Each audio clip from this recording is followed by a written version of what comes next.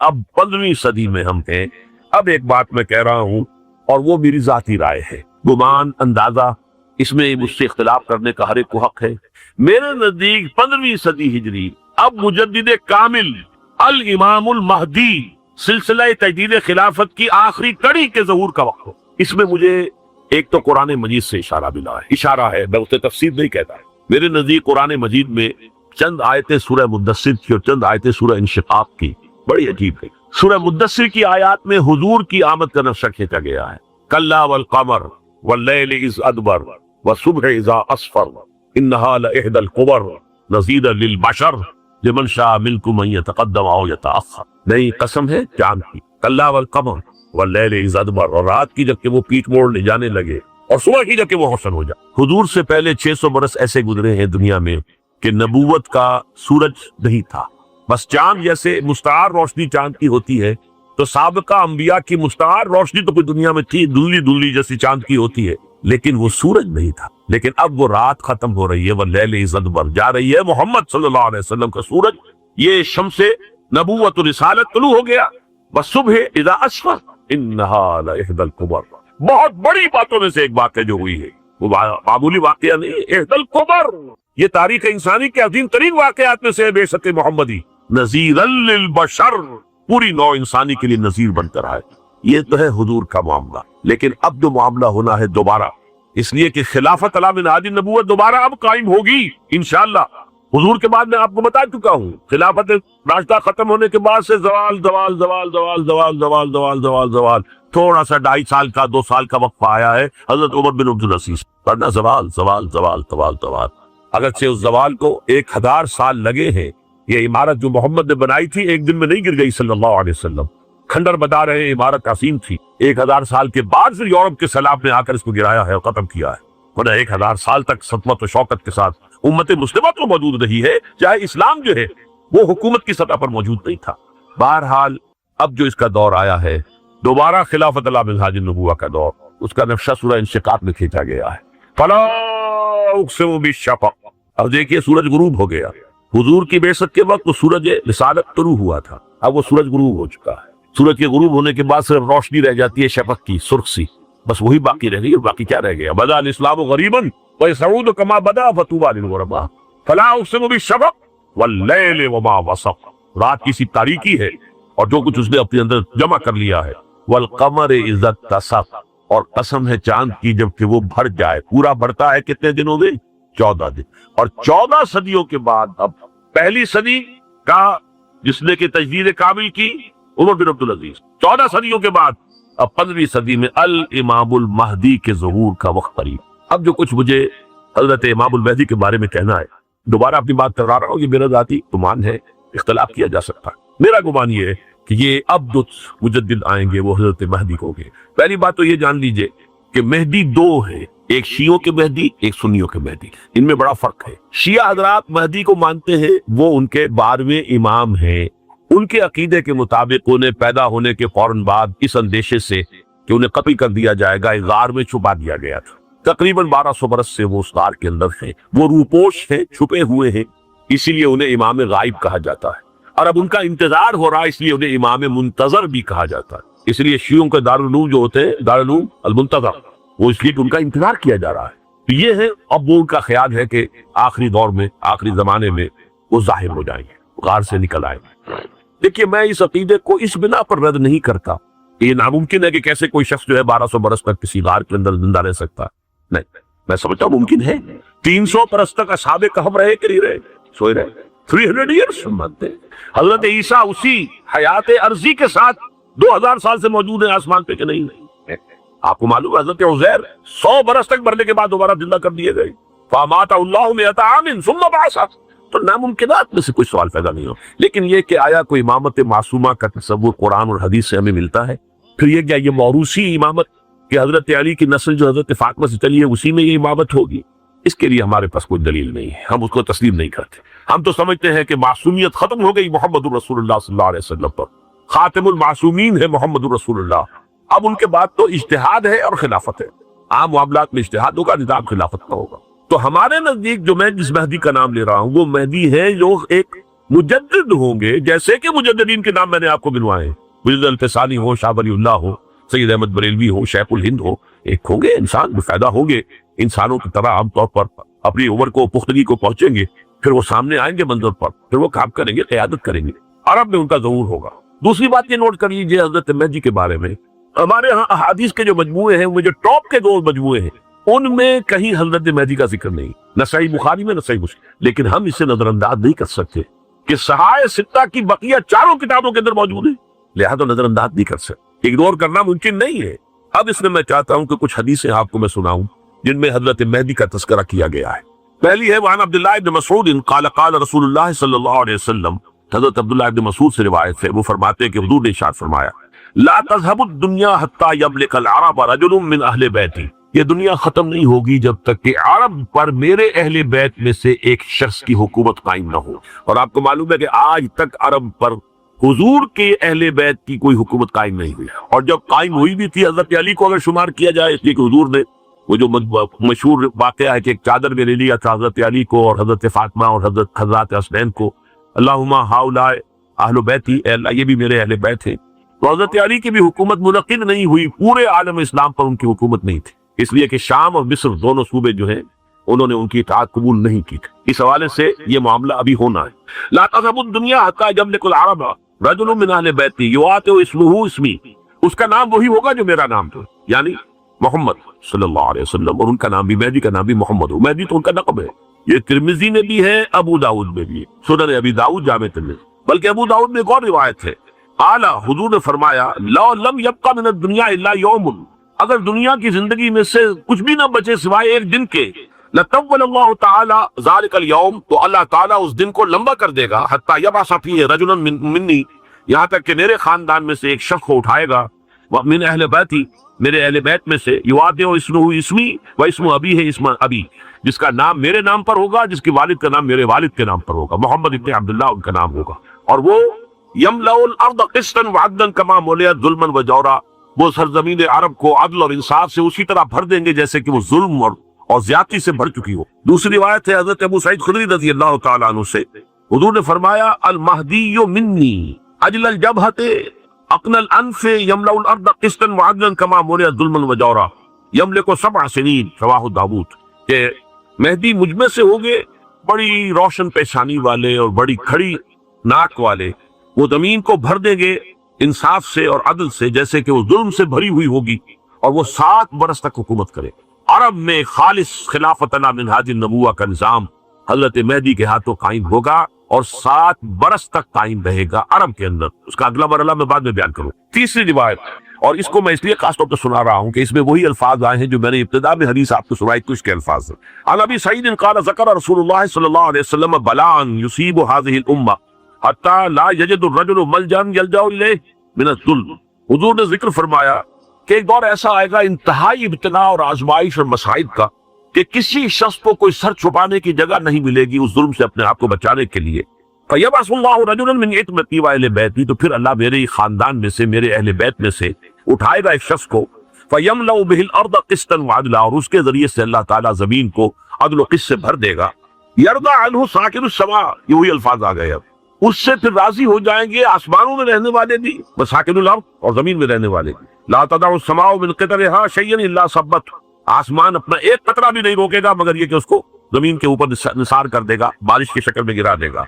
वला तदउल अर्दु मिन नबातिहा शय्यन इल्ला अखरजत, और जमीन अपनी पैदावार में से कोई शय नहीं छुपाएगी, नहीं रोकेगी मगर कुछ सुधार करेगी। या ये कि दुनिया में इख्तियार कि किसी मुसनद पर इंसान बैठा है, या ये कि कोई उसके हाथ में इख्तियार नहीं, ये तमाम जो हालात इंसान पर तारी होते हैं, इनके जवाब में जो तर्ज अमल फिक्री एतबार से और अमलन इंसान इख्तियार करता है, उसके 4 दर्जे।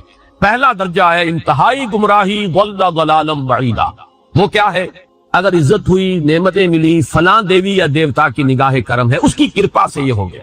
और अगर कोई तकलीफ आ गई, मुसीबत आ गई, मालूम होता है कि फलां देवी या देवता हमसे नाराज हो, ये काली देवी की तरफ से कोई मुसीबत आ गई है, या ये कि ये लक्ष्मी देवी की निगाह करम है कि हमें दौलत मिल गई है।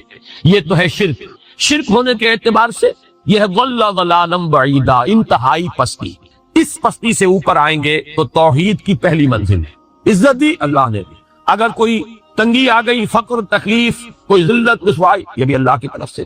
ایک اعتبار سے تو انسان ہدایت پر آ گیا، بڑی گہرائی تھی اس گندگی کی اور اس خباثت کی جو شرک جس کا نام ہے، اس سے انسان نکل آیا نجاست سے۔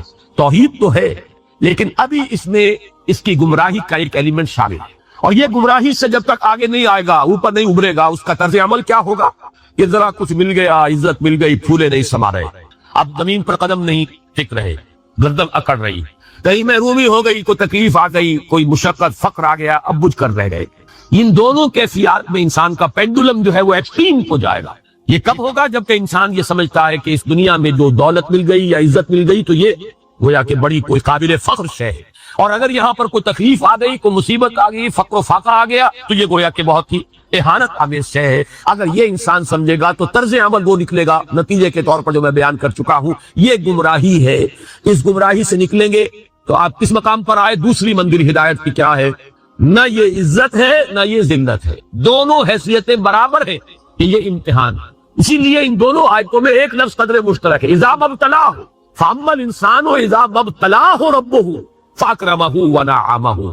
یہ بھی ایک ابتلا ہے، آزما رہا ہے اللہ، کبھی وہ دے کر آزماتا ہے، کبھی چھین کر آزماتا ہے، کبھی فقر و فاقہ سے آزماتا ہے، کبھی وہ کثرت دولت اور کثرت مال سے آزماتا ہے، کبھی وہ صحت دے کر آزماتا ہے کہ یہ قوت اور توانائی اور صحت جو میں نے دی ہے یہ اس میں کیا کرتا ہے، کبھی وہ مرض کے ذریعے سے آزماتا ہے کہ صبر کرتا ہے کہ نہیں کرتا۔ ہمارے لیے شکوہ اور شکایت تو اس کی زبان پر نہیں آ جاتی، نالا اور سیول تو نہیں آ جاتا، تکلیف جھیلتا ہے کہ نہیں جھیلتا، اس میں تحمل ہے کہ نہیں ہے، تو صبر کرتا ہے یا شکر کرتا ہے۔ یہ دونوں کیفیات در حقیقت اس اعتبار سے مساوی ہے، یہ بھی امتحان، یہ بھی امتحان۔ یہ حقیقت جب سامنے ہوگی اب وہ پینڈولم جو ہے وہ بہت کم ہو جائے، یعنی انسان میں طبعی طور پر تو ایک اثر ہوتا ہے غیر اختیاری، کسی چیونٹی نے کاٹا آپ کے پاؤں پر، آپ اپنا پاؤں ہٹا لیں گے، اس میں کوئی ارادہ نہیں، یہ ریفلیکس ایکشن ہے، غیر اختیاری فعل۔ اس حد تک تو انسان ضرور متاثر ہوتا ہے، اس سے تو کوئی انسان جو ہے وہ بلند تر نہیں ہو سکا۔ حضرت ابراہیم رضی اللہ تعالیٰ عنہ حضور کے وہ نومولود فرزند انتقال جب ہو رہا تھا، آپ کی آنکھوں میں آنسو آ گئے۔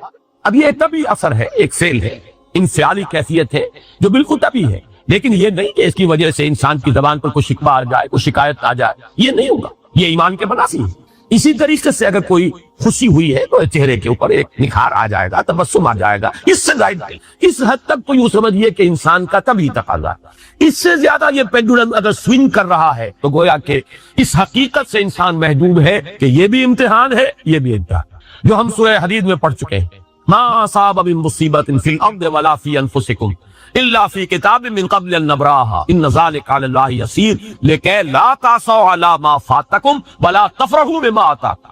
اللہ تمہیں کچھ دے تو اتراؤ مت، اللہ تم سے کچھ چھین لے تو اس کے اوپر افسوس مت کرو۔ یہ نتیجہ ایمان کا نکلنا چاہیے۔ اگر تمہیں ایمان ہے اللہ پر، اگر تمہیں یقین ہے کہ جو کچھ ہوا ہے اللہ کے اذن کے بغیر نہیں ہوا، اگر تمہیں یقین ہے کہ اللہ نے جو میرے لیے طے کیا ہے اس میں میرے لیے خیر ہی ہے، چاہے فی الحال فی الوقت فوری طور پر مجھے ناگوار محسوس ہو رہی ہے بات، لیکن یقیناً میرے لیے اس میں خیر ہے میرے رب کی طرف سے، کہ ہر کے ساتھ یہ ماریخ عین الطاف۔ ہم تو شارٹ سائٹڈ ہیں، ہم دیکھ نہیں سکتے کسی شے کو، ہم اس کے ظاہر کو دیکھ کر گھبرا اٹھتے ہیں کہ یہ تو تکلیف آ گئی، کیا پتا اسی کے پردے میں اللہ کی رحمت آ رہی ہے۔ میں نے وہ رئیس امروہی کے اشعار آپ کو کئی دفعہ سنائے ہیں، وہ وقت آیا کہ ہم کو قدرت ہماری سعی و عمل کا پھل دے، بتا رہی ہے یہ ظلمت شب کہ صبح نزدیک آ رہی ہے، ابھی ہے کچھ امتحان باقی، فلاکتوں کے نشان باقی، قدم نہ پیچھے ہٹے کہ قسمت ابھی ہمیں آزما رہی۔ رئیس اہل نظر سے کہہ دو کہ آزمائش سے جی نہ ہارے، جسے سمجھتے ہو آزمائش وہی تو بگڑی بنا رہی ہے۔ اسی آزمائش سے تو بگڑی بنے گی، اسی سے تو تمہارا خیر جو ہے اجاگر ہوگا، سامنے آئے گا، پتہ چلے گا who's who, what is what۔ ابو بکر میں کتنا یقین اور ایمان تھا، یہ کیسے معلوم ہوگا؟ کیسے معلوم ہوگا کہ بلال میں کتنا سہار، کتنا تحمل تھا، کتنا صبر تھا، اگر وہ مصیبت ان پر نہ آتی کہ جو امیہ ابن خلف کے ہاتھوں ان پر قیامت ٹوٹ رہی تھی۔ تو یہ ساری چیزیں جو ہے ما اصاب من مصیبت فی الارض ولا فی انفسکم الا فی کتاب من قبل ان نبرأ ان ذلک علی اللہ یسیر لکے لا تعصوا علی ما فاتکم ولا تفرحوا بما آتاکم واللہ لا یحب کل مختال فخور۔ اگر اس حقیقت سے محجوب ہو جاؤ گے تو پھر اختیال اور فخر اور گھمنڈ پیدا ہو جائے گا تمہارے اندر، یا دوسری طرف مایوسی، کمر ہمت ٹوٹ کر رہ جائے گی، خودکشی کرنے کو انسان آمادہ ہو جاتا ہے، ذرا کوئی ناکامی دنیا میں آ گئی، کوئی تکلیف آ گئی۔ یہ ہے در حقیقت تیسری منزل، ہدایت کی دوسری سیڑھی۔ پہلا کیا تھا؟ ظل ضلالا بعیدا، کوئی خیر مل گیا تو کسی دیوی کی نگاہ کرم، کوئی تکلیف آ گئی تو کسی دیوتا کی ناراضگی، یہ تو ہے اللہ تعالیٰ عالم بھائی۔ اس سے اوپر آئے، یہ پہلی سیڑھی ہدایت کی ہے۔ عزت ہے تو اللہ کی طرف سے، اور اگر کوئی ذلت ہے، تنگی ہے تو اللہ کی طرف سے۔ یہ ہدایت کا آغاز ہو گیا، یہ توحید کی بنیادی منزل۔ اس سے اگلی منزل، یہاں کی ذلت ذلت نہیں، یہاں کی عزت عزت نہیں۔ ذالک یوم التغابن، ہار اور جیت کے فیصلے کا دن تو قیامت کا دن ہے۔ وہاں معلوم ہوگا جس کو اس روز عزت ملی وہ عزت والا ہے، جو اس روز ذلیل ہو گیا وہ ذلت والا ہے۔ یہ تو امتحان ہے، دار الامتحان ہے۔ خلق الموت والحیات لیبلوکم ایکم احسن عملا، تو دار الامتحان ہے۔ امتحان ہونے کے ناطے دونوں برابر ہیں۔ اس سے اوپر ہے ایک چوتھی منزل، ہدایت کی تیسری منزل۔ وہ کیا ہے؟ عام طور پر انسان یہ سمجھتا ہے کہ یہ جو آزمائش ہے تنگی کی اور فقر و فاقہ کی، یہ سختر آزمائش ہے، اور نعمتوں کی بارش ہو تو یہ آسان آزمائش ہے۔ یہ بھی ابھی گمراہی کا ایک پرت جو ہے اس کی باقی ہے۔ ابھی ہدایت کا جو کامل جو ہوگا انکشاف، وہ کب ہوگا؟ جب انسان اس حقیقت کو جان لے کہ جہاں وسعت ہو، دس از دی رے آف ہوپ۔ یہ امت قرآن سے اپنا تعلق توڑ بیٹھنا ہے۔ اور نمبر 2 ہے وہی سرمایہ داری بندہ مومن کا دین، یہ بھی سرمایہ پرست بن چکا ہے، دولت کا پجاری بن چکا ہے۔ یہ میرے لیے رے آف ہوپ ہے۔ مادہ پرستی، دولت پرستی، سرمایہ پرست، زر اندوزی، وَإِنَّهُ لِحُبِّ الْخَيْرِ لَشَدِيدٌ، ان دو لعنتوں کے اندر یہ مبتلا ہے۔ جانتا ہوں یہ امت حامل قرآن ہے وہی سرمایہ داری بندہ وہ۔ اور تیسری سب سے تلخ، اس کی جو علمی اور روحانی جو رہنمائی کرنے والے لوگ وہ اندر سے خالی ہیں، کھوکھلے۔ جانتا ہوں میں کہ مشرق کی اندھیری رات میں بے ید بیضا ہے پیرانے حرم کی آستی، علماء ہے اور صوفیاء ہیں اور پیشوا ہیں، مسند نشین ہے اور سب کچھ ہے، لیکن کسی کے آستین میں وہ موسیٰ والا ید بیضا نہیں، خالی اندر سے۔ اس کا نقشہ ایک حدیث میں آ رہا ہے جو لرزا دے۔ آج کا نقشہ ہے وہ، حضور نے فرمایا یوشک ویاتی علی الناس زمان، مجھے اندیشہ ہے لوگوں پر ایک زمانہ ایسا آ جائے گا۔ ذرا بنتی کی کیسا ہوگا؟ لا یبقى من الاسلام الا اسمه، اسلام نے اس کے نام کے سوا کچھ کہاں ہے؟ اسلام نے دکھاؤ، اجتماعی سطح پر دکھاؤ کہاں؟ ولا یبقى من القرآن الا رسمه، اور قرآن میں سے سوائے اس کے رسم الخط کے کچھ معنی کہاں ہو رہی ہے؟ اس کی طرف پیش قدمی ہو رہی ہے، تدریج، لیکن یہ حدیث میں جو ہے وہ سامنے ہے۔ مساجدہم عامرۃ، ان کی مسجدیں آباد تو بہت ہو گئی، بڑی بڑی مسجدیں، شاندار مسجد، عالیشان، بھری ہوئی، بھرپور، جمعے کے اندر، عیدین تئی، وہی خراب من الہدی، ہدایت سے خالی، ایک رسم پرستی، ریچولیزم رہ گئی، رسم اذان ہوئے بے، فلسفہ رہ گیا عقل رہی۔ اور آخری بات، علماءہم شر من تحت عدیل السماء، ان کے علماء آسمان کی چھت کے نیچے کی بدترین مخلوق ہوں گے۔ من عندہم تخرج الفتنۃ وفیہم تعود، ان کے اندر سے فتنے برآمد ہوتے رہیں گے، فلاں کافر، فلاں یہ، فلاں وہ، فلاں وہ، اور فتنے ان کے اندر ہی جو ہے داخل دیکھیں۔ بہرحال یہ صورت تو ہے، لیکن ابلیس عجیب بات کہتا ہے، وہ میں چاہتا ہوں سمجھ، وہ فلسفے کا بڑا ایک گہرا اثر اصل حاصل کے تقاضاؤں سے ہے، لیکن یہ خوف ہو نہ جائے آشکارا شر پیغمبر کہیں۔ مجھے مسلمانوں سے اتنا خوف نہیں ہے کہ یہ دوبارہ شر پیغمبر کو لے آئیں گے، اصل حاضر کے تقاضاؤں سے خوف ہو۔ یہ کیا بات تھی؟ آپ نے کبھی سوچا بھی نہ ہوگا۔ دیکھیے یہ ایک فلسفہ ہے، ہیگل کا ہے، پھر اسی پر مارکس کا فلسفہ آیا ہے، میٹیریلزم، ڈائلیکٹیکل میتھڈ۔ وہ فلسفہ کیا ہے؟ دنیا میں ایک سلسلہ چل رہا ہے، تصادم اور ارتقاء۔ ایک نظریہ سامنے آیا، اس سے انسان نے ٹرائی کیا، اس کی خرابیاں ظاہر ہوئیں، تو اسی کی کوکھ سے اس کا ایک اینٹی تھیسس وجود، اب دونوں میں ٹکراؤ ہوا، ان دونوں کے ٹکراؤ سے ایک نئی چیز، تیسری چیز ڈیولپ ہو گئی، جو پہلے سے بہرحال بے۔ اب جو یہ نئی چیز بنی، یہ خود تھیسس بن جاتا ہے، کیونکہ یہ بھی آسمانی ہدایت پر مبنی نہیں ہے، اندھے بہرے مادے کا سفر ہے جو جاری ہے، مکمل تو نہیں ہوتا، حق کامی تو نہیں ہوتا، اس میں جو ڈیفیشنسی ہے وہ پھر اپنا ایک ری ایکشن پیدا کرتا، پھر وہ تھیسس پھر اینٹی تھیسس کو جنم دیتا، پھر ان میں ٹکراؤ ہوتا، پھر آگے بڑھتا ہے۔ یہ ہے جس کو کہتے ہیں ڈائلیکٹک۔ یہ تاریخ چل رہی ہے اس بات سے کہ جہاں ایک طرف وہ خیر و شر کا معاملہ چل رہا ہے، وہیں پر بھی اسی پروسیس کے دوران یہ جو ایک ڈائلیکٹیکل پروسیس ہے یہ بھی آگے بڑھ رہا ہے۔ ہر جگہ پر چوٹی کی چیز صبر ہے، آخری چیز جو بیان ہوتی ہے وہ صبر ہے۔ سورۃ العصر میں آخری بات وتواصوا بالصبر یا ایھا الذین آمنوا استعینوا بالصبر والصلاۃ، اے ایمان والو مدد حاصل کرو صبر سے اور نماز سے۔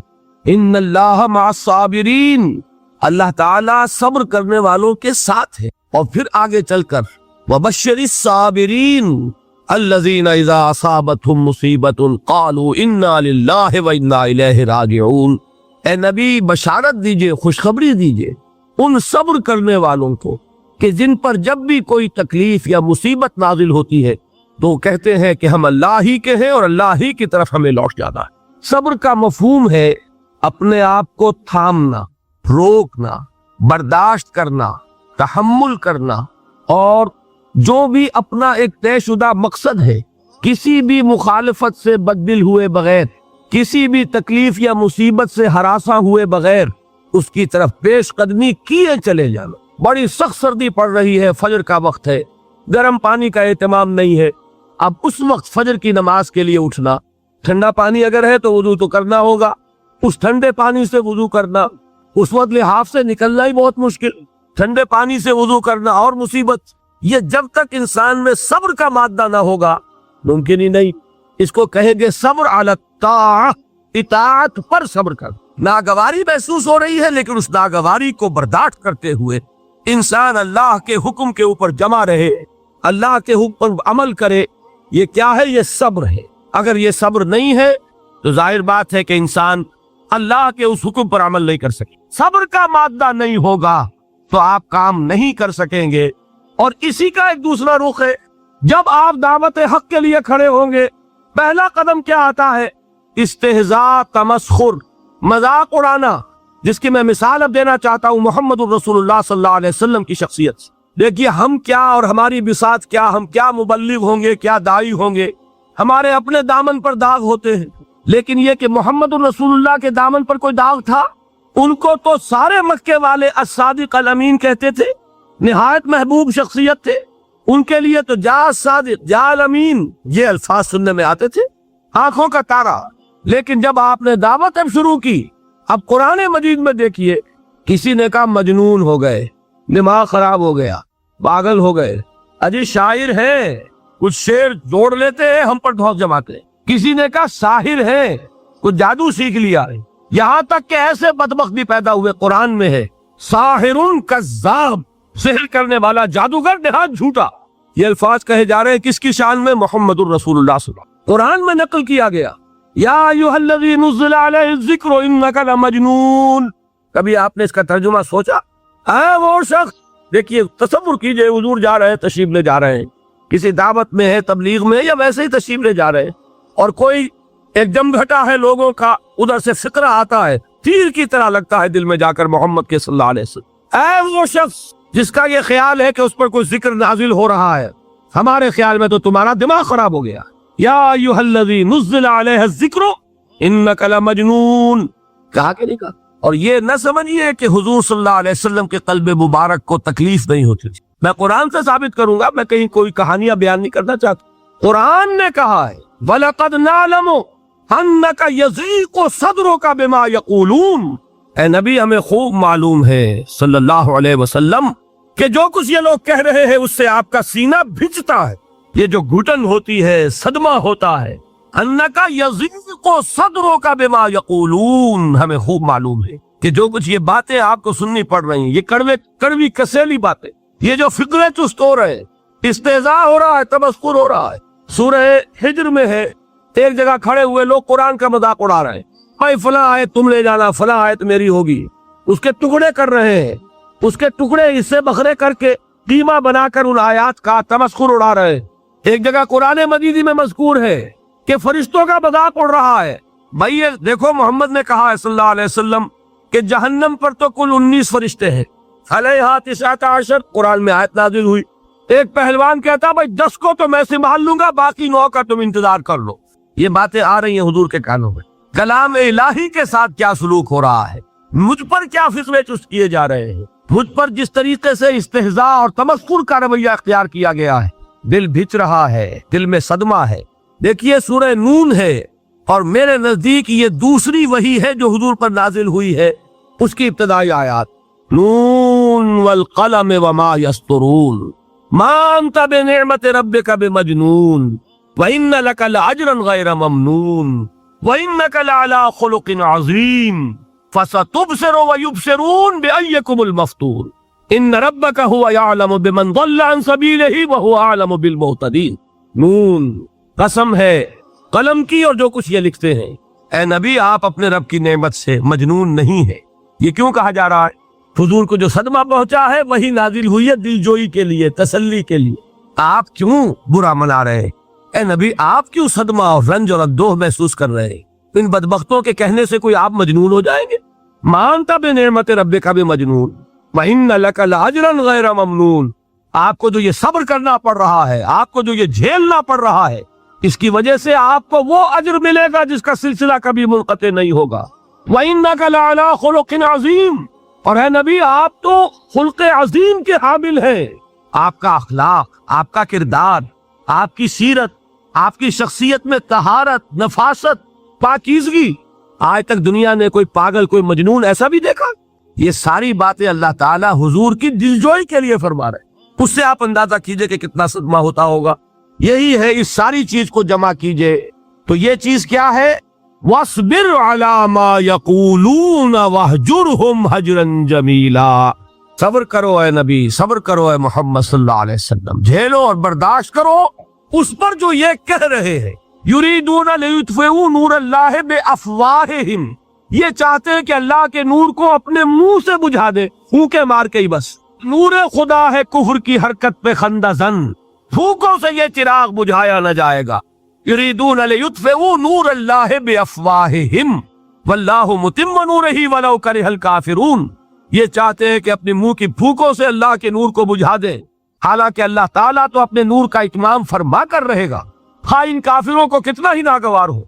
इसकी तर्जुमानी है, नूर खुदा है कुफ्र की हरकत पे खंदजन, फूकों से ये चिराग बुझाया न जाएगा। यही वजह देखिए मक्की सूरतों में खुद नबी अकरम सल्लल्लाहु अलैहि वसल्लम को इतने मुख्तलिफ पैरायों में सब्र का हुक्म दिया गया। कुछ मिसालें मैं दे चुका हूँ। वले रब्बे का फस्बिर, इसी तरीके से वस्बिर कमा सबर उलुल अज़्म मिनर रुसुल, हे नबी सब्र कीजिए जैसे कि सब्र किया हमारे उलुल अज़्म रसूलों ने। वस्बिर वमा सब्रुका इल्ला बिल्लाह, हे नबी सब्र कीजिए और आपका सब्र तो अल्लाह ही के सहारे है। वस्बिर ले हुक्म रब्बिक, ये सूरह नून जिसकी इब्तिदाई आयत मैंने आपको सुनाई, नून वल कलम वमा यस्तरून मा अंता बिनिअमत रब्बिका बिमजनून, इसका इख्तिताम क्या होता है? वस्बिर ले हुक्म रब्बिका वला तकुन कसाहिबिल हूत इज़ नादा व हुवा मकज़ूम। ऐ नबी सब्र कीजिए अपने रब के फैसले का, इंतजार कीजिए और उस मछली वाले के मानंद ना हो जाइए। मछली वाला कौन? हजरत यूनुस अलैहिस्सलातु वस्सलाम। मछली वाले ने अपने दीनी हमीयत और गैरत जो थी उसकी वजह से अल्लाह के हुक्म का इंतजार नहीं किया, अपनी कौम को छोड़कर चल दी। नबी का, रसूल का ये मामला होता है, जैसे कि आपको मालूम है कोई अफसर है किसी हुकूमत का, वो अपनी प्लेस ऑफ ड्यूटी को नहीं छोड़ सकता। He must stick to his place of duty. बड़े अफसर्स के लिए तो ये बहुत बहुत अहम बात है। तो ए रसूल, जहां आपको हमने तैनात किया है आप वहां से हिल नहीं सकते कि जरा मुखालफत हुई, लोगों ने फिक्रे तुस्त किए और आप कहीं और चल दिए, दफा हो ये बात नहीं सुनना चाहते, मैं किसी और को सुनाऊंगा। हो सकता है ना, हम तो करते हैं ना ये, इसलिए कि हमें तो अल्लाह ने कहीं तैनात तो नहीं किया ना। अगर एक जगह के लोग बात नहीं सुनते, चलो भाई हम कहीं और जाएंगे, वहां बात सुनाएंगे।